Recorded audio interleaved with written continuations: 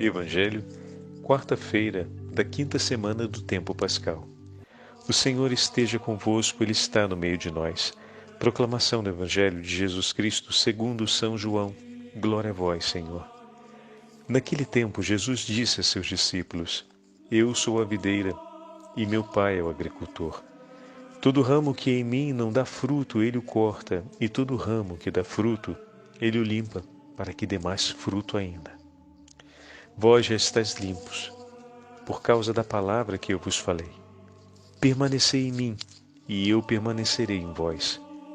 Como o ramo não pode dar fruto por si mesmo, se não permanece na videira, assim também vós não podereis dar fruto se não permanecerdes em mim. Eu sou a videira, e vós os ramos. Aquele que permaneceu em mim e eu nele, esse produz muito fruto, porque sem mim nada podeis fazer. Quem não permanecer em mim será lançado fora como um ramo e secará. Tais ramos são recolhidos, lançados no fogo e queimados. Se permanecerdes em mim, e minhas palavras permanecerem em vós, pedi o que quiserdes, e vos será dado. Nisto meu Pai é glorificado, que deis muito fruto, e vos torneis meus discípulos. Palavra da salvação. Glória a vós, Senhor. Quarta-feira da quinta semana do tempo pascal, em nome do Pai, do Filho e do Espírito Santo. Amém. Queridos irmãos e irmãs, a Santa Liturgia hoje nos dá a oportunidade de retornarmos sobre o texto do último domingo, o quinto domingo do tempo pascal. Porém, ao apresentar-nos o Evangelho de hoje, o 15º capítulo do Evangelho de São João, em seus primeiros versículos, onde Jesus se apresenta como a verdadeira videira, a liturgia nos apresenta também a sequência do livro dos Atos dos Apóstolos, onde estamos acompanhando o testemunho heróico dos apóstolos. E aqueles que ordinariamente costumam ler as três leituras propostas pela liturgia, a primeira leitura, o Salmo e o Evangelho, têm acompanhado já nessas últimas 2 semanas a história da conversão do apóstolo São Paulo. E depois da conversão de Paulo, como o Senhor conduziu a sua história. Em outras palavras, durante essas 2 semanas, estamos vendo a força de um ramo que recebe a seiva vital do tronco da videira e que se deixa podar por Deus. Meus irmãos e minhas irmãs, a vida do apóstolo São Paulo, o que foi senão uma grande poda minuciosa de Deus para que pudesse frutificar em abundância. Falamos já algumas semanas atrás a respeito da grande passagem da conversão do apóstolo São Paulo, que perseguindo a verdade, acabara por se tornar um opositor aos cristãos e ao nome de Jesus. E quando foi alcançado na grande teofania de Damasco, na grande manifestação de Deus, no caminho de Damasco, onde, sabendo Paulo claramente que tratava-se de uma teofania, Deus se apresenta em seu Filho: Eu sou Jesus, a quem persegues. Quem és tu, Senhor? E ele não se apresenta como o Deus de Abraão, Isaque e Jacó, mas como Jesus Cristo, nosso Senhor Jesus Cristo, Filho de Deus. Naquele momento, começa uma grande poda, por assim dizer, para que esse ramo, como o Senhor disse a Ananias, escolhido por ele para ser seu instrumento, pudesse frutificar frutos saudáveis e plenos de vida. E o que estamos acompanhando ao longo dessas 2 semanas, senão a história do livro dos Atos dos Apóstolos, dos frutos gerados, desse grande ato de amor de Deus, no podar e cuidar do ramo que Ele escolheu para frutificar. Meu irmão e minha irmã, como é bom saber que você, sendo o ramo do Senhor, Ele lhe escolheu para que você possa dar frutos. E como já falamos em outros momentos, e como tivemos a oportunidade de meditar juntos nesse último domingo, o Senhor quer sim nos podar. Nos podar com a sua mão hábil, para tirar tudo aquilo que consome a nossa vida, a fim de que toda a vida que Ele nos concede possa resultar, como falam os italianos, em frutos de vida, frutos plenos de sabor e na máxima saúde. E me permitam um parênteses sobre a narrativa do livro dos Atos dos Apóstolos que ouvimos ontem. Vocês ouviram o sofrimento que passou o apóstolo? Vieram de Antioquia e Icônio judeus que convenceram a multidão contra Paulo e o ensinamento apostólico. Antioquia foi a cidade onde começamos a ser conhecidos como cristãos. Pela primeira vez fomos chamados de cristãos. Antioquia era também a cidade que se tornou um referimento na vida de São Paulo, pois de lá partiu com Barnabé e para lá tornou. E a comunidade de Antioquia foi a comunidade que formou São Paulo de maneira mais, digamos assim, amável, né? Foi a grande comunidade de referência que acompanhou São Paulo no início do seu processo de conversão. De lá, exatamente de lá, partiram aqueles que agitaram multidões contra Paulo e Barnabé e que resultou no apedrejamento de Paulo. Ele foi apedrejado e arrastado para fora da cidade. E pensando que estava morto, o jogaram para fora da cidade. Meu irmão, minha irmã, pensa você nisso. Poderia ser a grande desilusão. Como assim, padre? Deus me abandonou. Eu estou aqui dedicando e entregando tudo pela sua palavra. E eis que se levando contra mim, bom, o heroísmo do martírio vem em mente também a memória de Estevão, sem dúvidas. Mas parece por um instante que estou por entregar a minha vida pelo nome do Senhor e que tudo se encerra aqui. Exatamente do mesmo lugar de onde eu parti para anunciar o Evangelho, enriquecido pelas graças de Deus, partiram também os meus agressores e agora eles triunfam, eles vencem sobre mim e eu entrego a minha vida crendo que o Senhor, que recebe o sangue de seus amigos e de seus mártires, há de triunfar, pois como ouvimos ontem, o inimigo de Deus nada pode contra ele. Então isso é uma certeza no coração de Paulo. E sob uma chuva de pedras, ele perde a sua consciência, acreditando que, finalmente, entregou o seu espírito a Deus. Eu tenho certeza que Paulo morreu ali, ou melhor, perdão, me desculpem, que Paulo perdeu os sentidos ali, porque o jogam para fora como se estivesse morto, então significa que ele desmaiou, e que debaixo daquela chuva de pedras, Paulo realizou um ato de amor entregando seu espírito nas mãos do Senhor e rendendo glória a Deus até o último minuto. E muito bem, foi jogado para fora da cidade. Os discípulos de Jesus, ou seja, todos aqueles que seguiam o nome do Senhor e que foram convertidos, se aproximaram do cadáver, aparentemente cadáver, e o observavam para depois recolhê-lo, talvez com orações penitenciais e com atos de amor e em um gesto de misericórdia, sepultar o irmão que acabara de morrer pelo nome de Jesus. E então Paulo acorda e se levanta. Vocês percebem isso? Ainda não era o seu momento. Muito bem, até aqui está claro, padre. Né? Não era o seu momento, ele não morreu, ele acordou. Paulo acordou e levantou e entrou de novo na cidade.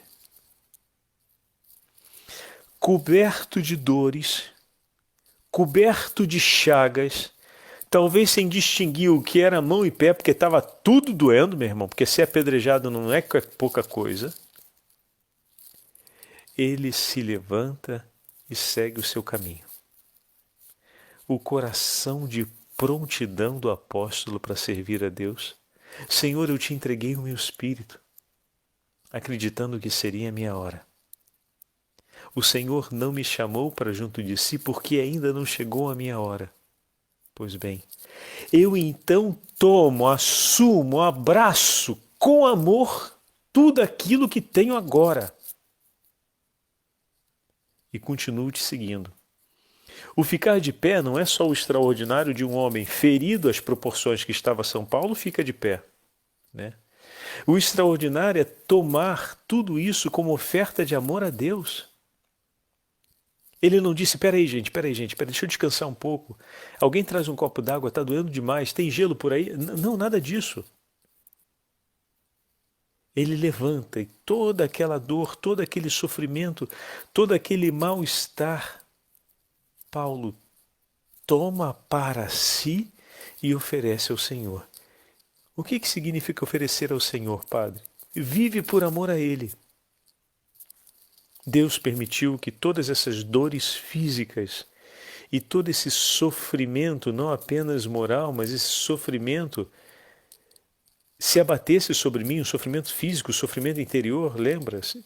Não se esqueçam, meus irmãos, do lugar de onde ele partiu, pleno do Espírito Santo, para anunciar o Evangelho, num lugar onde havia uma comunidade cristã fortíssima, partiram também de lá os maiores opositores que atentaram contra a sua vida, então tem ali isso, né? Ou seja, quanto ainda tem por ser feito, porque ao mesmo tempo que o Senhor semeia a boa nova, o inimigo passa lançando a semente de joio no meio do trigo, vocês estão entendendo? A gente pode se dar, às vezes, por satisfeito de ver o campo semeado, mas enquanto o Senhor nos chamar a lançar a semente, lancemos.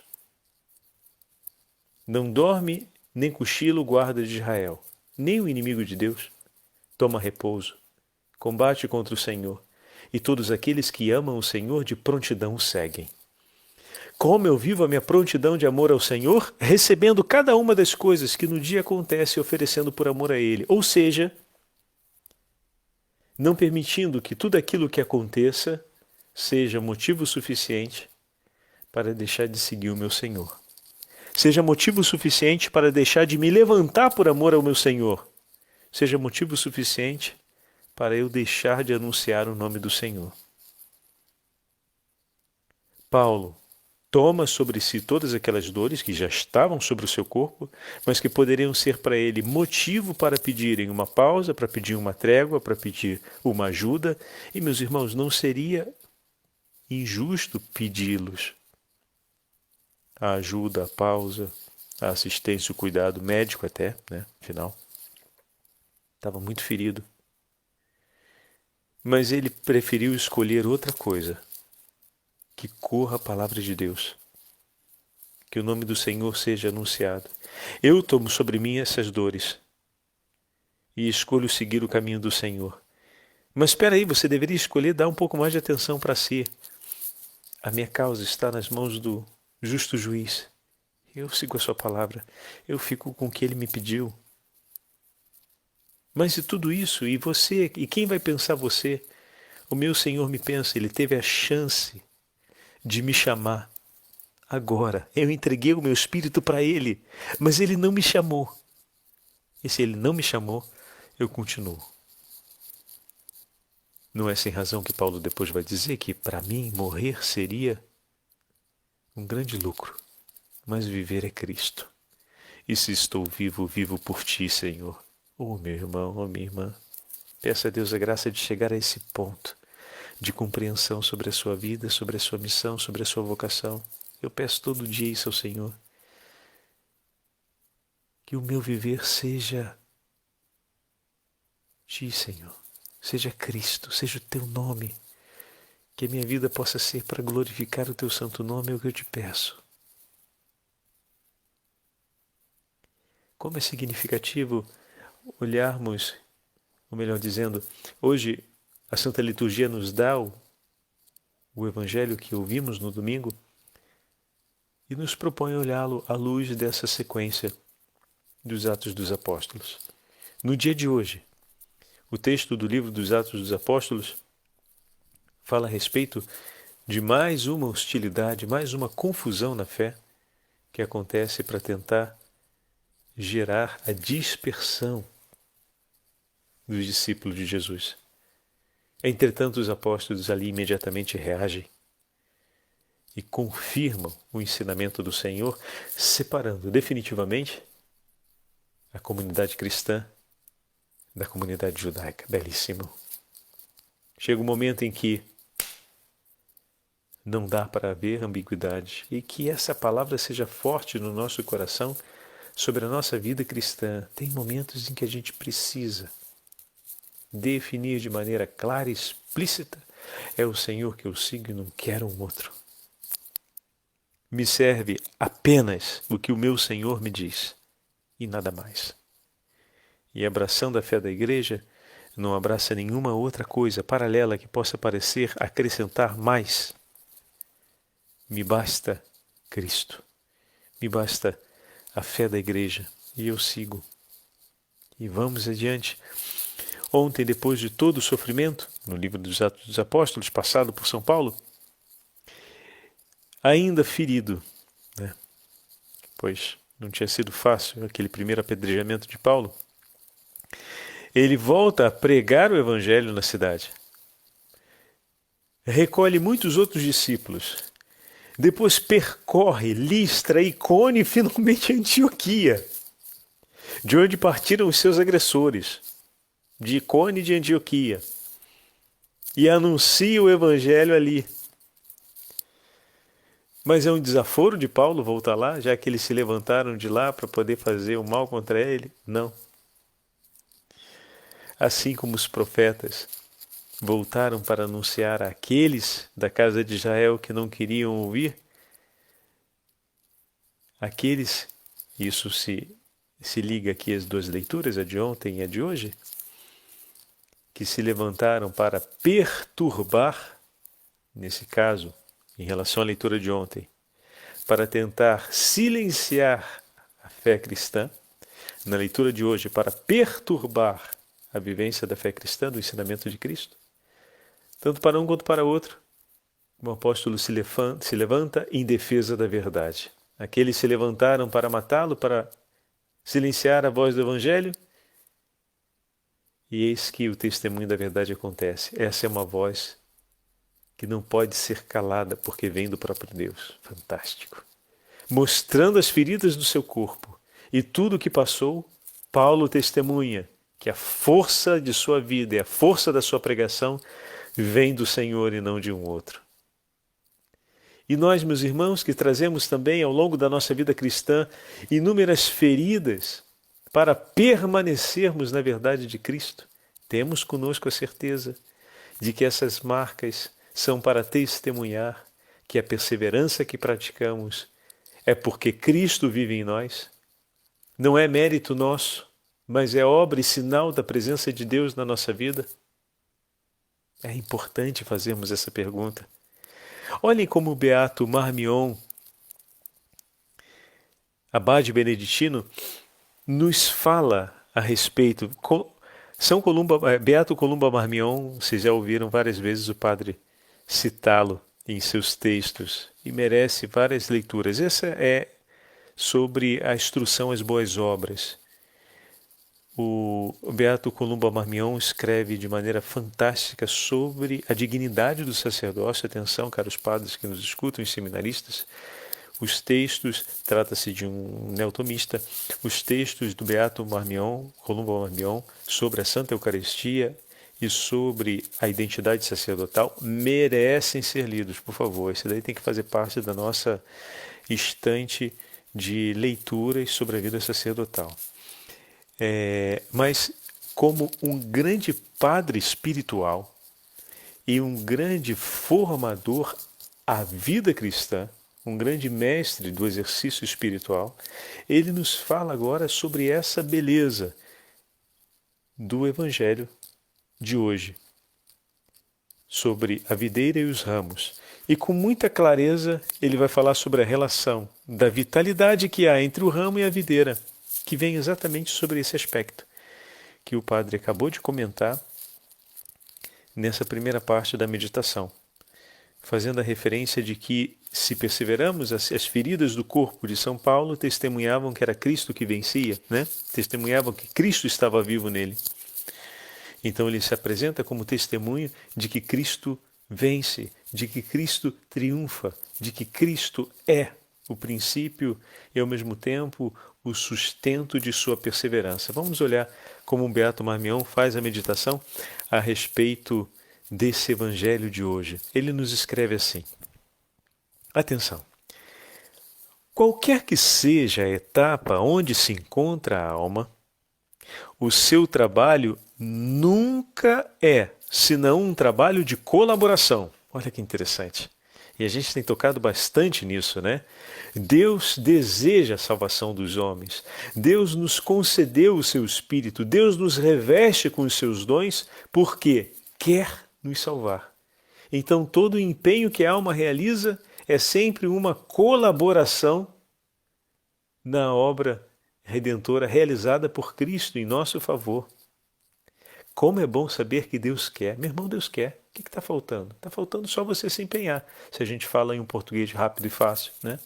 Está faltando você reconhecendo um amor assim tão grande, não deixar passar. Abre o teu coração e se lança dentro desse amor e deixa que Ele mesmo vai te conduzir, passo a passo. Então, continuando o texto. A alma não está só, olha aí. A alma não está só. Deus trabalha nela e com ela. Ele é sempre o primeiro autor de seus progressos e aquele que a sustenta em cada passo. Rapaz, como é bom ouvir isso, né? Deus é aquele que cuida de nós desde quando nós ainda não pensamos em cuidar de nós mesmos, Ele já está cuidando. E quando a gente se encanta com a beleza do seu amor e diz, eu quero isso, Ele já está ali, esse querer já é obra dele. Porque Ele foi suscitando no nosso coração todos os movimentos próprios para que o homem pudesse querer viver o seu amor. Continuando. Certamente que nos começos, quando ainda se encontra a alma tolhida por vícios e más atitudes, a alma tem de se aplicar com virilidade e ardor a retirar os obstáculos que se opõem à união divina, pois Deus, suscitando o desejo dessa união, move a consciência da alma sob a sua condição. E para que o seu desejo seja completo, Ele a socorre a fim de que o seu querer seja possível. E aqui é coisa importante. O Senhor vem em nosso socorro para que a gente se aplique a ficar com Ele. Deus não só nos encanta e senta para ver no que vai dar. Ele nos encanta, nos atrai, nos envolve, nos sustenta e nos acompanha. Dá os meios para que a gente possa desejá-lo e, enfim, buscá-lo. A colaboração que Deus lhe pede neste período é especialmente grande e ativa e revela-se com especial vivacidade à consciência. Aquilo que já falamos várias vezes, Deus pouco a pouco suscita na nossa consciência, e isso a gente tem feito como itinerário espiritual, né? Aos poucos o Senhor vai suscitando na nossa consciência o que ainda precisa ser mais dele na nossa vida. Aquelas penumbras que ainda vemos que precisam ser alcançadas pela luz de Cristo. Ele aos poucos nos mostra os apegos que ainda temos e quais são as ambições que ainda trazemos conosco.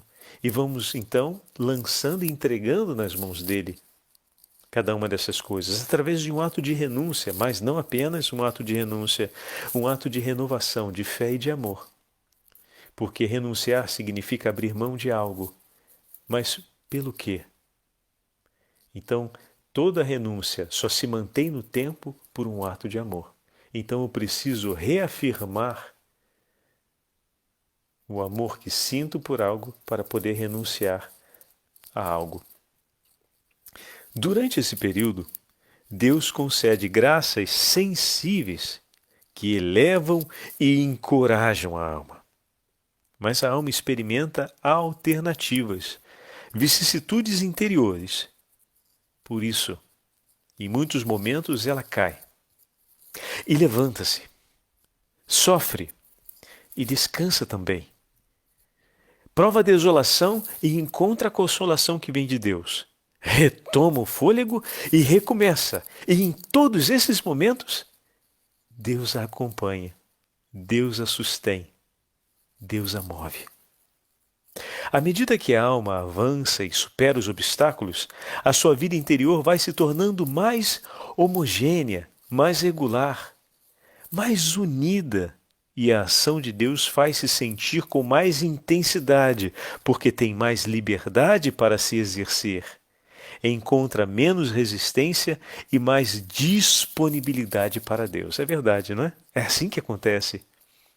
Começamos então a progredir rapidamente no caminho da perfeição e sentimos isso, pois imediatamente o nosso coração se inflama de amor e percebemos o quanto o fogo desse amor permanece vivo e ardente em nós. Nosso Senhor deu-nos claramente esta doutrina fundamental. Eu sou a videira, vós sois os ramos. Se alguém permanece em mim e eu nele, esse dá muito fruto, porque sem mim nada podeis fazer. Então, caríssimos irmãos, imaginar que Cristo fará todo o trabalho é uma ilusão perigosa. Mas julgar que podemos fazer alguma coisa sem Ele é uma ilusão que não é menos perigosa. Devemos, pois, estar convencidos de que nossas obras só têm valor em razão da união a Jesus e tudo o que façamos, façamos para permanecer unidos com Ele. Que maravilha! O Senhor esteja convosco, Ele está no meio de nós. Pela intercessão da Santíssima Mãe de Deus, Rainha dos Apóstolos, abençoe-vos o Deus Todo-Poderoso, Pai, Filho e Espírito Santo. Amém.